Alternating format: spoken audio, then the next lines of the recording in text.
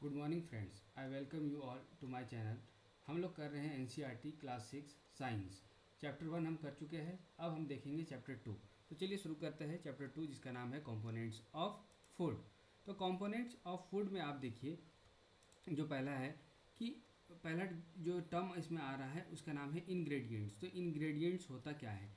तो फूड को प्रिपेयर करने के लिए हमको बहुत सारा इंग्रेडिएंट्स चाहिए होता है। जैसे कि यहाँ पे इंग्रेडिएंट्स का नाम है, जैसे फिश है, ऑयल है, वाटर है, सॉल्ट है। तो ये सारा क्या है? तो ये है आपका इंग्रेडिएंट्स। ओके, अब इस इंग्रेडिएंट को यूज़ करके हम बना लिए फूड। अब जब मेरा फूड बन गया, ठीक, ये जब फूड बन गया तो इस फूड से हमको बहुत सारा चीज़ मिलेगा। जैसे कि देखिए, आपको मिलेगा कार्बोहाइड्रेट्स, आपको मिलेगा प्रोटीन्स, आपको मिलेगा फैट्स, आपको मिलेगा विटामिन्स, है ना, आपको मिलेगा मिनरल्स। तो ये सारा चीज़ आपको फूड से मिलेगा। तो ये सारा चीज़ है क्या? कार्बोहाइड्रेट्स, प्रोटीन्स, फैट्स, विटामिन्स, ये एक्चुअली में है क्या? तो ये सारा क्या है आपका? इसको कहते हैं न्यूट्रिएंट्स, है ना, जो हमको फूड से मिलता है। तो फूड जो है वो बनता है इंग्रेडिएंट से, बहुत सारा इंग्रेडिएंट से, बहुत सारे इंग्रेडिएंट से फूड मिला और फूड बना। उसके बाद फूड में बहुत सारे आपके न्यूट्रिएंट्स प्रेजेंट रहते हैं, जैसे carbs, proteins, fats, vitamins. Okay, तो आप देखिए कि फूड से हमको ये कार्ब्स, प्रोटीन्स, फैट्स, विटामिन्स हम यहाँ पे नाम लिख दिए हैं, है ना। ये सारा चीज़ हमको ऑब्टेन होता है। तो चलिए हम एक एक करके ये सारा न्यूट्रिएंट्स को देखेंगे। जो सबसे पहला होगा मेरा, वो होगा कार्बोहाइड्रेट्स। तो चलिए कार्बोहाइड्रेट्स को शुरू करते हैं। तो कार्बोहाइड्रेट्स क्या होता है कि they are found in our body, है ना, in form of starch and sugar. तो हमारे बॉडी में ये स्टार्च और शुगर के फॉर्म में मिलते हैं। इसका कुछ एग्जाम्पल भी देखेंगे। अब देखिए कि हम यहाँ पे जो है लिखे हैं कि टेस्ट ऑफ कार्बोहाइड्रेट्स, यहाँ पे बुक में दिया हुआ है कि हम किसी भी कंपोनेंट में या फूड में कार्बोहाइड्रेट्स है, तो इसका हम पहचान कैसे करेंगे, हम पता कैसे करेंगे उसमें कार्बोहाइड्रेट्स है। तो यहाँ पे देखिए बहुत सिंपल सा एक्टिविटी है और इसको ईजिली कोई भी कर सकता है। हम सबसे पहले क्या करेंगे, एक पोटैटो लेंगे, एक पोटैटो को कट कर लेंगे। इस पोटैटो को कट करने के बाद क्या करेंगे, हम उसमें नमक पानी थोड़ा सा, यानी कि हमको आयोडीन एक्चुअली में उसको मिलाना है। तो हम यहाँ पे नमक को उस कटे हुए पोटैटो पे रख देंगे।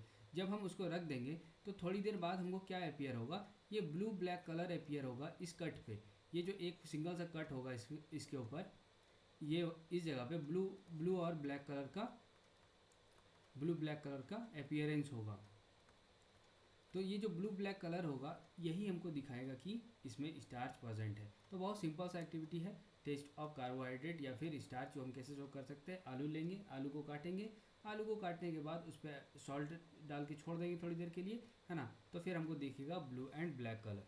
ओके, अब देखिए यहाँ पे हम टेस्ट ऑफ प्रोटीन देखते हैं कि हम कैसे पता करेंगे कि कोई खाना में प्रोटीन है या नहीं है। ओके, तो हम इसमें क्या करेंगे, स्मॉल क्वांटिटी ऑफ पाउडर टूअर दाल, यानी कि अरहर का जो दाल होता है ना, अरहर का जो दाल होता है उसको लेंगे। उसमें हम कुछ ड्रॉप्स वाटर मिलाएंगे और उसको अच्छे से सेक करेंगे। सेक करने के बाद हम क्या करेंगे, उसमें 2 ड्रॉप्स ऑफ कॉपर सल्फेट, है ना, कॉपर सल्फेट एक केमिकल है जिसको हम उसमें मिलाएंगे। उसके बाद फिर उसमें 10 ड्रॉप जो है आपका कॉस्टिक सोडा भी ऐड करेंगे। थोड़ी देर के लिए छोड़ देंगे। जब हम इसको थोड़ी देर छोड़ देंगे तो जो उस पर कलर अपीयर होगा वो होगा वायलेट। तो यहाँ सबसे इम्पॉर्टेंट बात है कि जो वायलेट कलर का अपीयरेंस हो रहा है वो हमको क्या दिखा रहा है कि प्रेजेंस ऑफ प्रोटीन है। तो हमको यहाँ पे जो आपका कार्बोहाइड्रेट वाला था तो वहाँ पे जो कलर था वो ब्लू ब्लैक कलर था, और जब हमको यहाँ पे कलर मिल रहा है प्रोटीन वाले में तो हमको क्या मिल रहा है, वायलेट कलर। तो बहुत इजी एक्टिविटी है। उसके बाद चलिए फिर नेक्स्ट हम देखते हैं टेस्ट ऑफ फैट्स। तो ये अमूमन जो है घर में सब आदमी किया होगा और जानता भी होगा, है ना। अगर आप देखिए कि बचपन में जब हम पढ़ते थे तो कभी अगर किताब पे या कॉपी पे बहुत देर माथा रह गया और हम अगर तेल उल लगाए रहते हैं तो क्या होता है कि वो ट्रांसपेरेंट टाइप दिखने लगता है।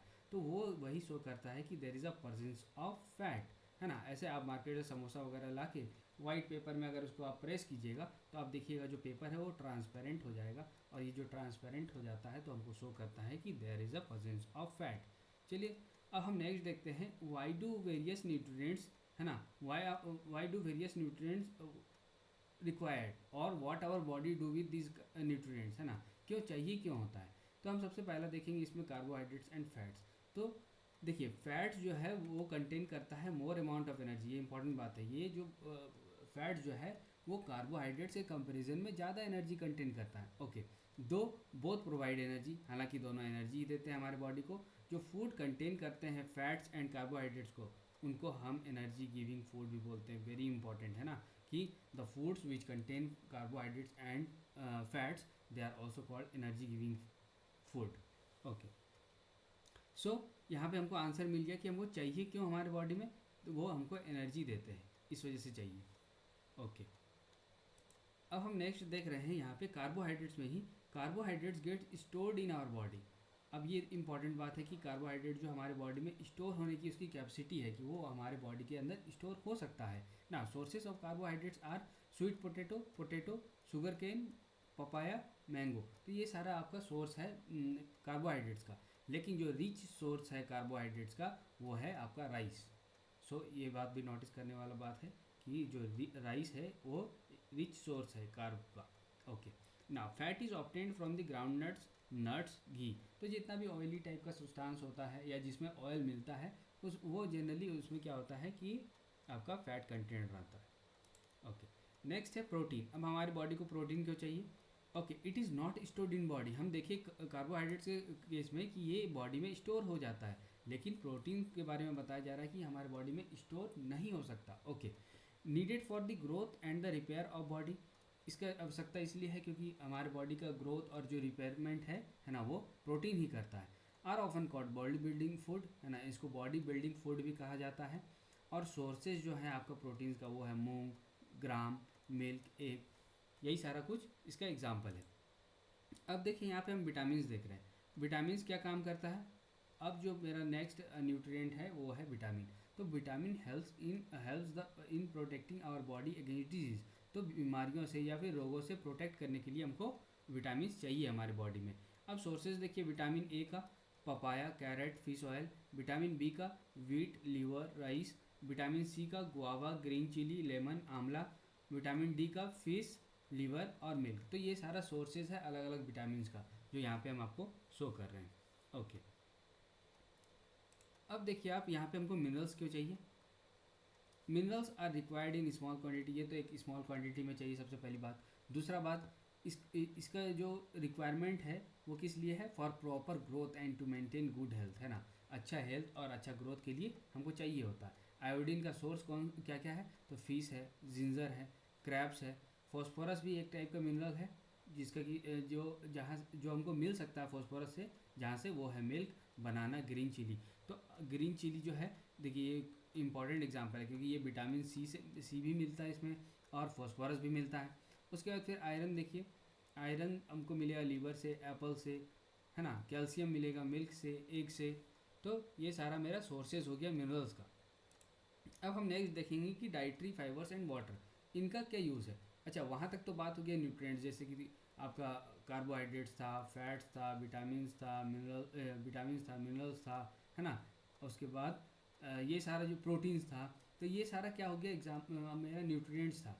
लेकिन इनके अलावा भी वो सारे न्यूट्रिएंट्स के अलावा भी हमारे बॉडी में कुछ अलग रिक्वायरमेंट होता है जिसका नाम है डाइटरी फाइबर्स एंड वाटर। तो चलिए हम देखते हैं कि ये हमको क्यों ज़रूरत है। Okay, are also known as roughage. तो डाइटरी फाइबर्स को रफेज भी कहा जाता है। और ये कहाँ से ऑब्टेन होता है? तो ये प्लांट्स है ना। तो कैबेज जो होता है ना, cabbage is the richest source is the richest source of roughage, है ना। ये बात आप याद रखिएगा कि जो कैबेज है वो रिचेस्ट सोर्स है। देखिए ये हमको मिलता ही है प्लांट से। ओके, ना sources of the whole grains, pulses, है ना। सोर्सेज क्या है? होल ग्रेन्स है, पल्सेस है। ये सारी चीज़ से हमको क्या मिलेगा? Dietary fibres. Do not provide any nutrient, है ना। जैसे कि हम पहले ही बताया आपको कि जो ये सारा न्यूट्रिएंट्स है नहीं, तो ये कोई न्यूट्रिएंट प्रोवाइड भी नहीं करता बॉडी को ना। Helps get rid of undigested food. जो हमारे शरीर में जो फूड जो अनडाइजेस्टेड होता है उसको शरीर से बाहर निकालने में ये डाइटरी फाइबर्स का बहुत बड़ा और इम्पॉर्टेंट रोल है। ओके, अब वाटर का क्या फंक्शन है? तो water absorbs nutrients from food. तो खाना में जो हम खाना खाते हैं, जो उसका जो न्यूट्रिएंट्स है वो वाटर हेल्प करता है हमको उसको एब्जॉर्ब करने में। Okay, now helps in throwing out waste from our body in form of urine and sweat. तो वाटर का ये भी एक फंक्शन है कि हमारे बॉडी से वेस्ट निकालता है इन form of urine and sweat. Okay, अब देखिए यहाँ पे एक टर्म आया है बैलेंस्ड डाइट।